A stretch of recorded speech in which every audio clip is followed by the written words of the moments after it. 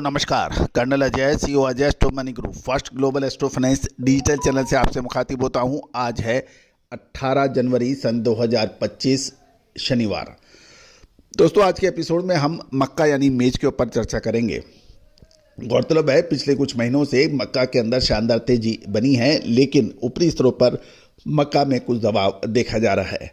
आज हम चर्चा करेंगे देश के विभिन्न हिस्सों में क्या मक्का के भाव रहे और क्या मंडियों के अंदर गतिविधियां हैं। साथ साथ चावल का उपयोग एथनॉल इंडस्ट्री में जो टेंडरिंग होंगे उसके ऊपर भी एक महत्वपूर्ण अपडेट आप तक लाने का प्रयास करेंगे। दोस्तों हमारा हर संभव प्रयास रहता है कि आपको ग्रेन्स में चाहे गेहूँ हो, मक्का हो, बाजरा हो, जो हो, इन सभी पर अपडेट दिए जाएं। और देश का पहला चैनल है जो grains, oil seed, pulses, cotton, इन पर स्पाइसेज, इन पर लगातार अपडेट और विश्लेषण देता है। दोस्तों हमारे अग्रिम रिपोर्ट चाहे वो जो हो, ज्वार हो, मक्का हो, बाजरा हो, गेहूं हो या चावल, इस पर सटीक देखने को मिले हैं। हमारी विशेष अग्रिम रिसर्च रिपोर्ट के लिए आप संपर्क कर सकते हैं, नंबर स्क्रीन पे दिया गया है। साथ साथ हमारा साप्ताहिक न्यूज़पेपर जो हिंदी और इंग्लिश दो भाषाओं में उपलब्ध होता है, इसमें हम साप्ताहिक रूप में क्या होने की संभावना है इस पे 3 से 5 कमोडिटी के ऊपर अपडेट देते हैं। साथ साथ पूरी कमोडिटी बाजार के ऊपर देश विदेश की महत्वपूर्ण खबरों से आपको रूबरू कराते हैं। दोस्तों चाहे खाद्य तेलों की तेजी मंदी हो या कपास की तेजी मंदी या फिर मक्का, बाजरा या ज्वार की अपडेट, लाल मिर्च, काली मिर्च, छोटी बड़ी इलायची के अपडेट, ये सभी आपको इसमें देखने को मिलते हैं। दोस्तों आज ही संपर्क कर सकते हैं, नंबर स्क्रीन पर दिया गया है।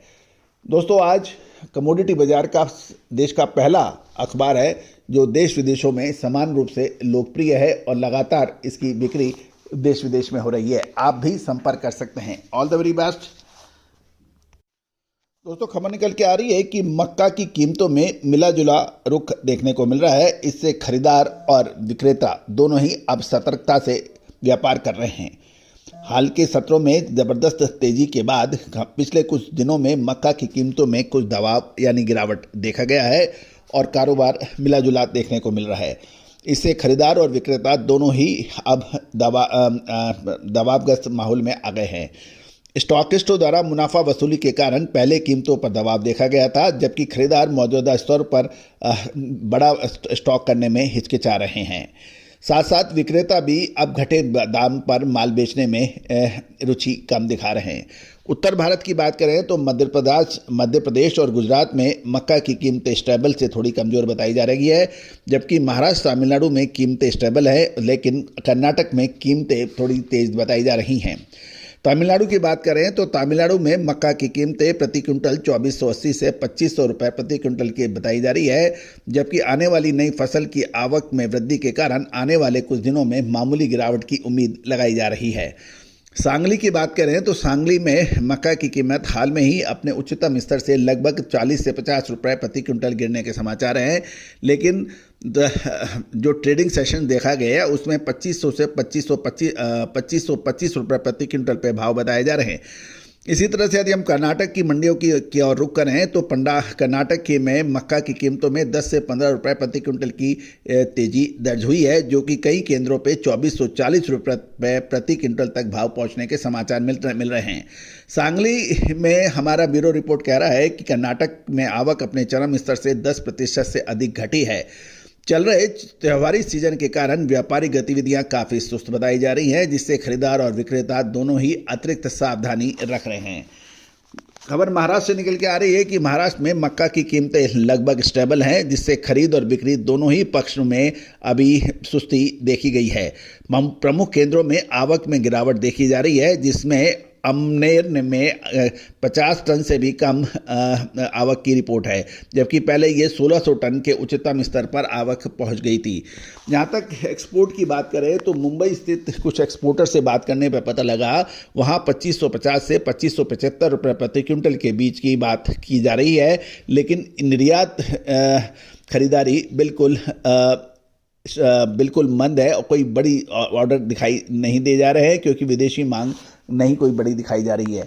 दूसरी ओर भारतीय खाद्य निगम यानी एफसीआई ने एथनॉल डिस्टिलरी के लिए चावल का रिवैल्यूएशन 2250 रुपये प्रति क्विंटल किया है। इससे ESY 2024-25 के लिए इथेनॉल की जो टेंडरिंग के जो 3 साइकिल हैं उसमें कुल 2.4 मिलियन टन चावल की अनुमति दी गई है, जिससे 110 करोड़ लीटर तक का ऑप्शन है। इस कदम से मक्का की बिक्री प्रभावित हो सकती है, जबकि तमिलनाडु की नई फसल की आवक अल्प अवधि में कीमतों को स्थिर रखने में मदद कर सकती है। दोस्तों, ये ध्यान देने वाली बात यह है कि इथेनॉल में यदि इतनी बड़ी क्वांटिटी के अंदर चावल का इस्तेमाल होगा तो इससे मक्का का फर्क पड़ेगा, और मक्का का एथेनॉल इंडस्ट्री के अंदर साथ साथ पोल्ट्री उद्योग के अंदर भी इस बड़ा मात्रा में इसका उपयोग और इस्तेमाल होता है। दोस्तों, इस तरह की महत्वपूर्ण खबरों किसके अपडेट के लिए आप हमारे चैनल पे लगातार बने रहिए, साथ साथ बेल आइकन यानी घंटी के निशान को पुश कीजिए ताकि हम हर महत्वपूर्ण खबर आप तक पहुंचाए जा सकें। दोस्तों, आगे आने वाले समय में क्या मक्का के भावों में तेजी आने की संभावना है या ऊपरी स्तरों पर माल बेचना चाहिए, उसकी विशेष रिसर्च रिपोर्ट के लिए आप संपर्क कर सकते हैं।